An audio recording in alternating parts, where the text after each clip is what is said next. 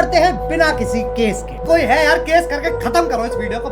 इतना brain rot नहीं देख सकता। लड़कियों, ये है लौंडों की सोच। क्या इलाज है? खुद को थोड़ी बदलेंगे, तुम्हारा बाहर जाना बंद करवा देंगे। और क्यों ना करवाएं, हर दूसरे दिन रेप हो जाता है। और हम क्या करते हैं? हम सोशल मीडिया पे हाथ जोड़ के लिख देते हैं थॉट्स एंड प्रेयर्स, क्योंकि हमें फर्क पड़ता है। ना ना ना ना ना, इसलिए क्योंकि ट्विटर पे ट्रेंडिंग है, एंगेजमेंट फार्मिंग होगी, पैसा मिलेगा यार।